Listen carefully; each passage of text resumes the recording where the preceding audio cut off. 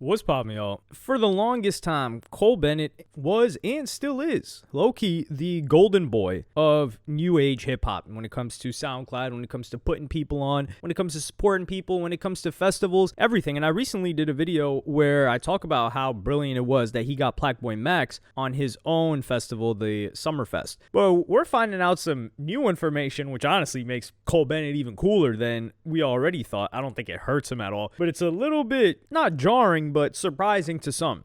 And this all started with Digital Nas. So if you guys are unfamiliar with Digital Nas is a producer who has produced for OG SoundCloud artists. Now, some people consider, I ever saw my comments from my last video, somebody saying that Cardi is one of the last SoundCloud OGs. Cardi is not a SoundCloud OG. All due respect, he's part of that like maybe 2016 class. He was on SoundCloud in 2015, but he was inspired by SoundCloud OGs, such as Space Ghost Perp. But some of the SoundCloud OGs that Digital Nas was producing for were Ethel Wolf, also known as Xavier Wolf now, and Chris Travis. But Digital Nas has done a lot of work, and he's worked with Ye a ton, especially when it comes to Donda and Vultures. And he's been live streaming with Ye while they're making World War III, as well as whatever the new album is being called. I don't know if that's the title of a song or the album or both. And he starts talking about F every streamer because he's streaming the process of working with Ye, which I kind of like, but I kind of dislike. I don't want to see too much into Ye. Like, we want it in, it's like controlled chaos, controlled doses. We don't want to know a person's or an artist of that magnitude's whole life and personality, which we're not getting. So I'm gonna play you guys that clip, how this all starts.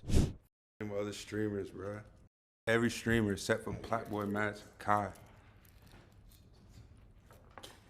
Kai? Fuck that nigga, that nigga corny. Yeah, I thought it was cool. Nah, that fucking academics, man, he really Act cool. Act cool, but we changing the game. Y'all get to see the process, bro. All them. Aiden Ross.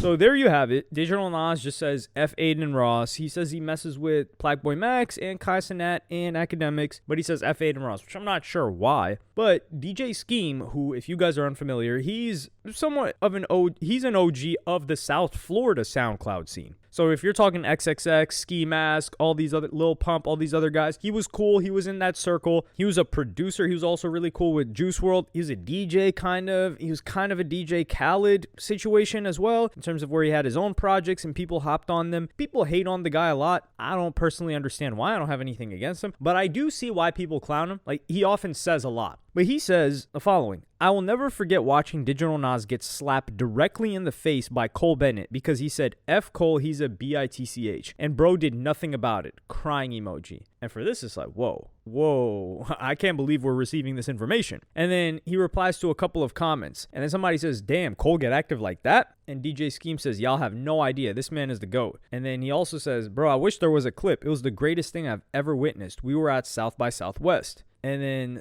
he also says, brother, single-handedly one of the most cleanest backhands I've ever seen. And we go on to get more information. And then DJ Scheme says, just don't talk ish about my friends and I won't say anything to you. That's all. I think this is one of the reasons why people don't like DJ Scheme, because he often inserts himself into situations like this where he's not even mentioned. But it does go to show, like, yo, DJ Scheme's the guy that's going to ride for you. So it makes sense why people are close friends with him. He goes on to give more detail on his kick stream about the situation. So I'm going to play you guys that clip right now. So I'm standing right here, right? I'm chilling. Cole's homie's right here to my right. Cole's standing in the front. So it's like a triangle almost, right? The whole thing happened because he was drunk and he was being obnoxious inside of Cole's South by Southwest event. And he got kicked out by security, right? Had nothing to do with Cole. Cole was cool the whole night. Obviously, everybody was drinking and having fun and having a good time. They went out.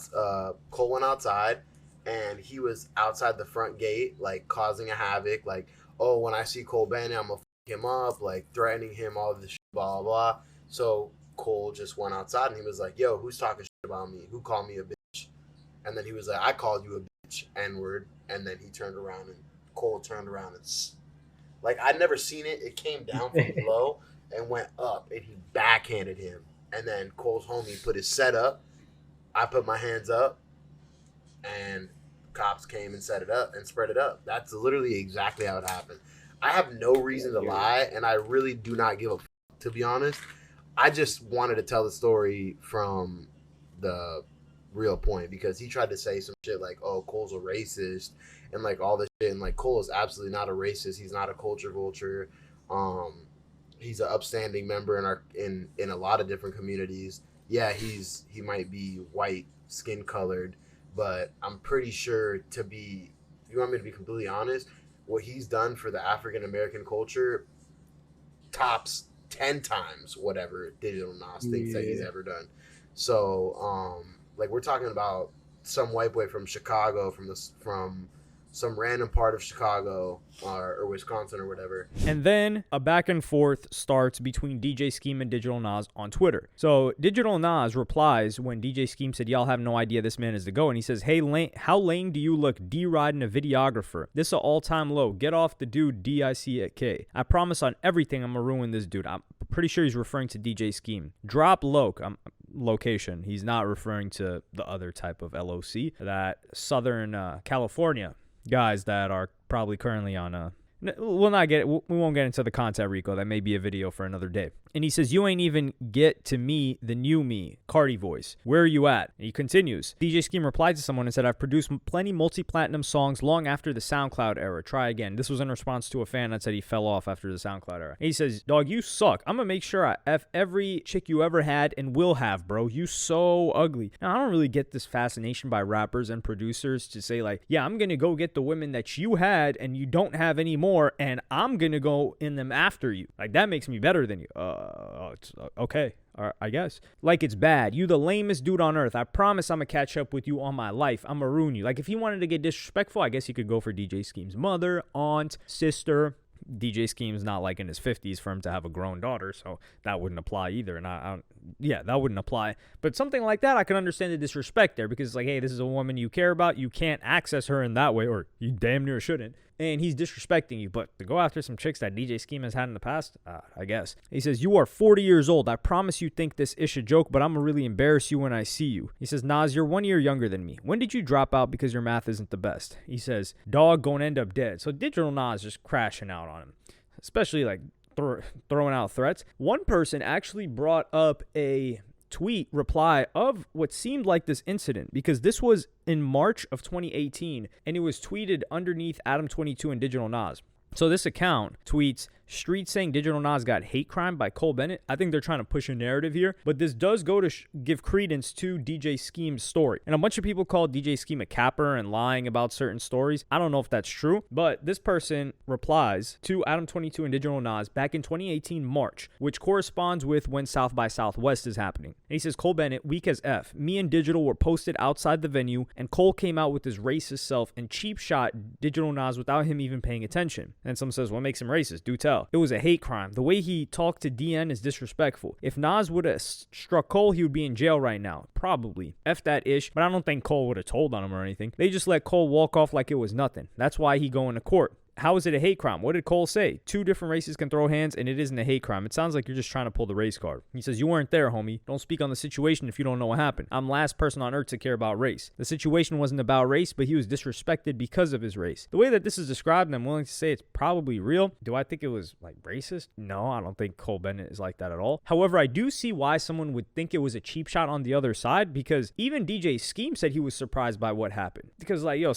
they're drunk, clearly. He was saying Digital Nas was causing a ruckus. So he's like talking his ish, and then Cole Bennett just backhands him. And I understand this from Cole Bennett because you got to think about it. Being a videographer, a white dude from the suburbs of Illinois. I don't know why he said Wisconsin. DJ Scheme said Wisconsin. But from the suburbs of Illinois, as far as I remember, going into Chicago, and he's working with Chicago rappers, not just regular rappers, Chicago drill rappers. First, obviously, he's been filming a lot, but working with people like Soulja Boy after, and working with the SoundCloud era, which was probably one of the worst in terms of being on time. Like, these guys were drug addicts. They were some of them were like wannabe gangsters, which is somewhat worse than actual gangsters because they just do it over the top. But Cole Bennett probably had enough encounters where he said, "You know what? I need to start making sure people respect me." And he had to get down like this because if you guys recall, there was an incident with Lil Loaded. with the song, he had the popular song Block Baby. He offed himself. But before that, he was facing a murder trial because an 18-year-old videographer that was shooting a video for him got shot and killed by Lil Loaded because they were pointing guns at a video camera. So that just goes to show you, like, this guy got killed because of that. I'm not saying Cole Bennett would have gotten killed, and I don't really know if he filmed music videos like that. I know AZ Production was doing stuff like that. Legend in the Chicago scene, by the way. And of course, Laka Films. We gotta shout out these guys. They really, really did their thing. I know there's another one that I'm missing. Of course, DJ Ken. We're not gonna go into Chicago appreciation because I can go for a long, long time with that. So back to the main topic. I think Cole Bennett, like, he had to let people know, and he was operating a business. Now, I will say, some people say, this is just one incident. This is not one incident, because back in January, Zeus and B-Lou, they were sharing a story time about like an encounter that they had, a negative encounter that they had with 21 Savage, and it was partially their fault, partially the other guy's fault. They were filming when they weren't supposed to. No, that was actually another encounter. So an encounter happened between B-Lou and somebody. So I'm going to play you guys that clip, and it's important because it highlights Cole Bennett, because this is a different situation. So I'm going to run that for you guys right now. Bro, we leaving the concert. I'm with Aiden Banks, Cole Bennett, Ski Mask, Scheme, nigga, all these, bro. So we leaving the concert. You know, I think Dami Viter, this one of them in that group, he feeling on her ass. So I'm like, hold on, what you saying? You heard what he said? You heard what I said, nigga? You heard what bro, the fuck I'm he like, said? basically like, you know, we leaving the concert, you with your, you know what I'm saying, right here, this grabbing her ass, like, like gripping it, like gripping it. Bro, why I'm, Hold on. Bro. So I'm like, nigga, man, what's the I can't, bro, see, I be blacking out, bro, too. So like I can't really remember the whole concept. Yeah, B-Lou really ignorant, bro.